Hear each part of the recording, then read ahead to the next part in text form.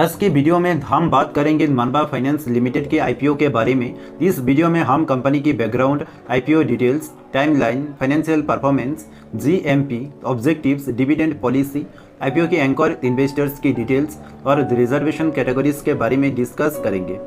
पहले बात करती है ग्रे मार्केट प्रीमियम के बारे में। आज सुबह 10 AM तक इसका लेटेस्ट ग्रे मार्केट प्रीमियम यानी जीएमपी 60 रुपीज़ था। इस आईपीओ का प्राइस बैंड 120 है। अगर हम आज की जीएमपी को ऐड करें तो एस्टिमेटेड लिस्टिंग प्राइस 180 बन जाता है। इसका मतलब है कि हर शेयर पर एक्सपेक्टेड परसेंटेज गेन 50% हो सकता है। मनबा फाइनेंस लिमिटेड की शुरुआत 1998 में हुआ था और तब से ये कंपनी लगातार अपनी कस्टमर्स को फाइनेंशियल सॉल्यूशंस प्रोवाइड कर रही है। ये company 2 wheeler, 3 wheeler, electric vehicles, used cars, small businesses loans और पर्सनल लोन्स। मनबा फाइनेंस अपनी कस्टमर्स को 2 ब्रॉड कैटेगरीज में डिवाइड करता है, एम्प्लॉइज और सेल्फ एम्प्लॉयड। एक कंपनी हर कस्टमर कैटेगरी के लिए कस्टमाइज प्रोग्राम क्रिएट करती है जिससे उनकी फाइनेंशियल नीड्स को पूरा किया जा सके। ये कंपनी टाइपिकली अपनी कस्टमर्स को व्हीकल का 85% फाइनेंस करता है, यानी अगर आप कोई व्हीकल लेना चाहती है तो आपको सिर्फ 15% खुद कंट्रीब्यूट करना पड़ेगा। ये कंपनी का ब्रांच नेटवर्क काफ़ी एक्सटेंसिव है जो अर्बन, सेमी अर्बन और मेट्रोपॉलिटन सिटीज़ में स्प्रेड है। ये ब्रांचेस के थ्रू रूरल एरियाज को भी सर्विसेज दे जा रहा है। इनकी टाई अप्स इंडिया के मोर देन 1100 डीलर्स के साथ है, जिसमें से 190+ ईवी डीलर्स महाराष्ट्र, गुजरात, राजस्थान, छत्तीसगढ़, मध्य प्रदेश और उत्तर प्रदेश में है। यानी अगर आपको 2 व्हीलर या ईवी लेनी हो तो मनबा फाइनेंस के थ्रू फाइनेंसिंग करना आसान है। एज ऑफ 31 मार्च 2024 में कंपनी के पास 1344 पीपल का वर्कफोर्स है। अब बात करती है आईपीओ के डिटेल्स के बारे में। इस आईपीओ का फेस वैल्यू है 10 रुपीज़ पर शेयर। प्राइस बैंड सेट किया गया है 114 से 120 पर शेयर के अंदर में। मिनिमम लॉट साइज है 125 शेयर्स, मतलब आपको कम से कम 125 शेयर्स खरीदना पड़ेगा।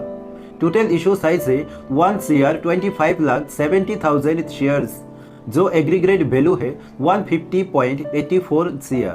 ये पूरा इशू फ्रेश इशू है, यानी 1,25,70,000 शेयर्स मार्केट में न्यू आएंगे। ये एक बुक बिल्ड इशू आईपीओ है और लिस्टिंग BSE और NSE दोनों पर होगी। आईपीओ के बाद कंपनी का share holding pre issue 3 CR 76,69,410 से इंक्रीज होकर पोस्ट इशू 5 CR 2,39,410 हो जाएगा। अब बात करती है आईपीओ के रिजर्वेशन के बारे में। सबसे पहले बात करती है QIB यानी क्वालिफाइड इंस्टीट्यूशनल बायर्स की। इनके लिए ऑफर का not more than 50% shares reserve किया गया है। रिटेल इन्वेस्टर्स के लिए नेट इशू का not less than 35% shares reserve किया गया है। और फाइनली NII यानी नॉन इंस्टीट्यूशनल इन्वेस्टर्स के लिए नेट इशू का not less than 15% shares reserve किया गया है। अब बात करेंगे इस आईपीओ की एंकर इन्वेस्टर्स के डिटेल्स के बारे में। मनबा फाइनेंस लिमिटेड ने अपनी आईपीओ के लिए एंकर इन्वेस्टर से 45.25 CR रेज किया है। एंकर बीट डेट थी 20 सितंबर। इस आईपीओ में एंकर इन्वेस्टर्स के लिए 37,71,000 शेयर्स ऑफर किया गया है। एंकर पोर्शन साइज है 45.25 CR। एंकर इन्वेस्टर्स के लिए लॉक इन पीरियड भी सेट किया गया है। 50% शेयर्स का लॉक इन पीरियड 30 डेज का है, जो 26 अक्टूबर 2024 को खत्म होगा। रिमेनिंग शेयर्स का लॉक इन पीरियड 90 डेज का है, जो 25 दिसंबर 2024 को खत्म होगा। अब बात करती है इस आईपीओ की टाइमलाइन के बारे में। मनबा फाइनेंस का आईपीओ सितंबर 23 को ओपन होने वाला है और एक क्लोज होगा सितंबर 25 को, यानी आपके पास 3 डेज का टाइम होगा अपना एप्लीकेशन सबमिट करने के लिए।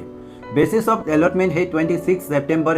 अगर आपको शेयर्स अलॉट नहीं हुआ तो आपको रिफंड भी सितंबर 26 को इनिशिएट हो जाएगा। अगर आपको शेयर्स मिलती है तो ये आपका डीमेट अकाउंट में सितंबर 27 तक आ जाएगा और इसका शेयर्स स्टॉक मार्केट में लिस्ट होंगे सितंबर 30 को। और एक इंपॉर्टेंट चीज़ याद रखनी है, अगर आप UPI के थ्रू अप्लाई कर रही है तो UPI मैंडेट का कन्फर्मेशन सितंबर 25 को इवनिंग 5 PM तक करना जरूरी है। अब बात करती है कि आईपीओ में कैसे अप्लाई करेंगे। आप नेट बैंकिंग, स्टॉक ब्रोकर्स या फिर यूपीआई के जरिए इजीली अप्लाई कर सकती है। बस ये याद रखना है कि यूपीआई मैंडेट को टाइम से कंफर्म करें ताकि आपका एप्लीकेशन वैलिड रहे। आप बात करती है इस आईपीओ का लॉट साइज के बारे में। अगर आप रिटेल इन्वेस्टर है तो आप मिनिमम 1 लॉट से लेकर मैक्सिमम 13 लॉट्स तक बीट कर सकती है।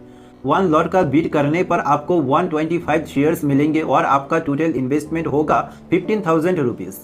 अगर आप मैक्सिमम इन्वेस्ट करती है तो आप 13 लॉट्स के लिए अप्लाई करेंगे जो होगा 1625 शेयर्स का और आपका टोटल इन्वेस्टमेंट बनेगा 1,95,000। स्मॉल SNI इन्वेस्टर्स के लिए मिनिमम बीडिंग 14 लॉट से शुरू होती है, यानी आपको कम से कम 1750 शेयर्स के लिए बीट करना होगा जो होगा 2,10,000 का इन्वेस्टमेंट। स्मॉल SNI मैक्सिमम के लिए आप 66 लॉट्स तक अप्लाई कर सकती है जो होगा 8,250 शेयर्स और इसका टोटल अमाउंट होगा 9,90,000। अगर आप BSNI कैटेगरी में है तो आपको 67 लॉट्स या उससे ज़्यादा के लिए अप्लाई करना पड़ेगा। मिनिमम बीड 67 लॉट्स का होगा जो होगा 8,375 शेयर्स और आपका टोटल इन्वेस्टमेंट होगा 10,05,000। इस कंपनी की कॉर्पोरेट प्रोमोटर से मनबा investment and securities private limited, Avalon advisory and consultant services private limited, मनबा फिनकॉर्प प्राइवेट लिमिटेड, मनबा इन्फोटेक LLP और इंडिविजुअल प्रोमोटर है मनीष किरीट कुमार शाह। अभी आईपीओ से पहले इस कंपनी का प्रोमोटर होल्डिंग है 100%, यानी पूरी कंपनी प्रोमोटर्स के हाथ में है।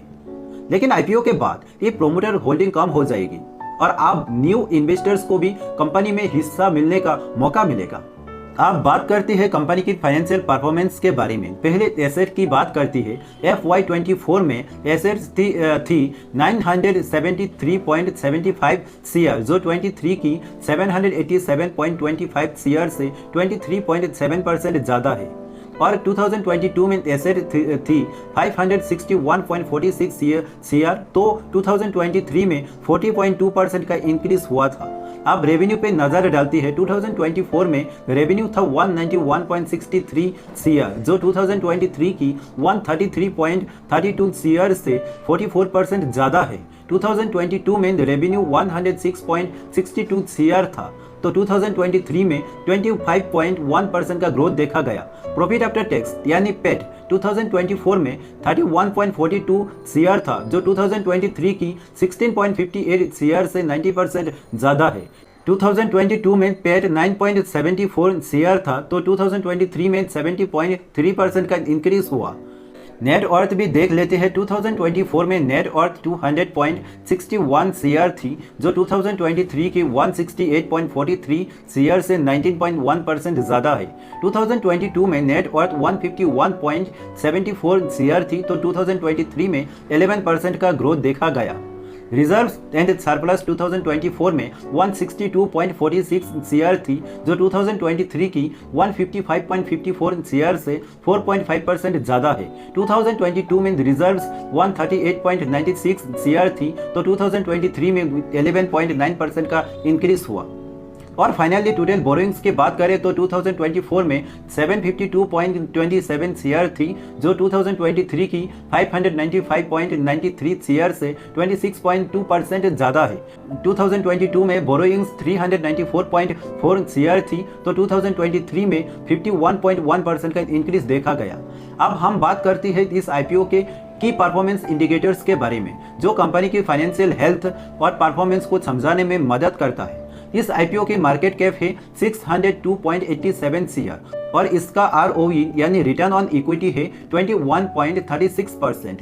डेट टू इक्विटी रेशियो का फिगर है 3.75। रिटर्न ऑन नेट अर्थ यानी RONW है 15.66% और प्राइस टू बुक वैल्यू जो है 2.25। चलिए अभी देखती है मनबा फाइनेंस लिमिटेड की लिस्टेड पेयर्स की कंपैरिजन के बारे में। इस कंपनी ने अपनी ऑफर डॉक्यूमेंट में बेड फिनसर्व, अरमान फाइनेंशियल और MS फाइनेंशियल को अपनी लिस्टेड पेयर्स के रूप में दिखाया है। इन कंपनीज की PE रेशियो है 18.7, 11.3 और 20.2। ये 18 सितंबर 2024 के हिसाब से है, लेकिन ये कंपनीज एकदम एप्पल टू एप्पल बेसिस पर कंपेरेबल नहीं है। अब बात करते हैं डिविडेंड पॉलिसी के बारे में। पहले तो ये जान लेते हैं कि कंपनी ने अब तक किसी भी रिपोर्टेड पीरियड के लिए कोई डिविडेंड डिक्लेयर नहीं किया है, लेकिन जनवरी 2024 में कंपनी ने एक डिविडेंड पॉलिसी एडॉप्ट की है। ये पॉलिसी कंपनी की फाइनेंशियल परफॉर्मेंस और फ्यूचर प्रोस्पेक्ट पर बेस्ड है। मतलब अगर कंपनी का फाइनेंशियल परफॉर्मेंस अच्छा होता है और फ्यूचर ग्रोथ प्रोस्पेक्ट भी स्ट्रांग होती है तो शेयर होल्डर्स को डिविडेंड मिलने की संभावना बढ़ जाती है। अब बात करती है ईपीएस यानी अर्निंग पर शेयर की। प्री आईपीओ ईपीएस है 8.34, पोस्ट आईपीओ ईपीएस है 6.25 और प्री आईपीओ पीई रेशियो है 14.39, जबकि पोस्ट आईपीओ पीई रेशियो 19.19 है। चलिए आप देखते हैं इस आईपीओ का ऑब्जेक्टिव्स क्या है। मनबा फाइनेंस लिमिटेड का आईपीओ का मेन ऑब्जेक्टिव्स है कंपनी की कैपिटल बेस को ऑगमेंट करना ताकि फ्यूचर कैपिटल रिक्वायरमेंट्स को मीट किया जा सके। मतलब कंपनी जो नेट प्रोसीड्स रेज करेगी उससे अपनी कैपिटल बेस को स्ट्रांग बनाएगी। ये कैपिटल फ्यूचर ग्रोथ और एक्सपेंशन प्लान्स को सपोर्ट करेगा और कंपनी को न्यू अपॉर्चुनिटीज एक्सप्लोर करने में मदद करेगा।